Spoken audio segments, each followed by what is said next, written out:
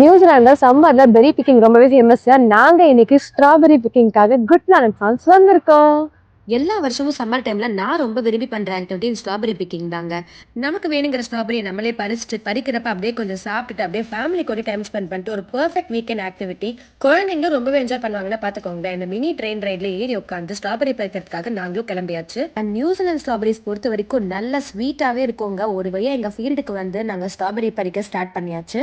And New Zealand பொறுத்த வரைக்கும் நம்மளே இப்படி பெரிஸ் பிக் பண்றதுக்கு இன்னொரு ரீசன் என்னன்னு சொல்லிட்டு பாத்தீங்கன்னா, நியூசிலாந்துல லேபர் ஜாப்ஸ் ரொம்பவே எக்ஸ்பென்சிவ்ங்க. இதுக்காக லேபர் வச்சு அவங்கள பறிக்க விட்டா ரொம்ப காஸ்ட் ஆகும்னு சொல்லிட்டு தான் வந்துட்டு இது நம்மளே பறிச்சுக்கலாங்கிற மாதிரி ஒரு ஆக்டிவிட்டியாவே இங்க செட்டப் பண்ணிட்டாங்க. பறிக்கிறப்பே சாப்பிட ஆரம்பிச்சாச்சுங்க. Super sweet and super juicy. என்னை விட என் பையன் தாங்க இதை பயங்கரமா என்ஜாய் பண்ணான். யம்மி.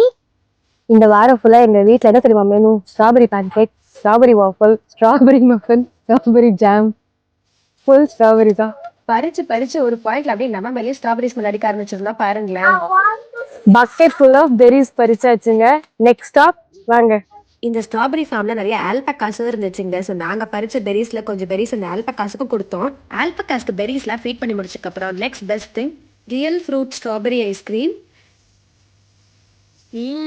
அப்படியே ஒரு ஃபுல் டே அந்த ஃபேமிலியே ஸ்பெண்ட் பண்ணிட்டு சூப்பராக போச்சுங்க எங்களுக்கு.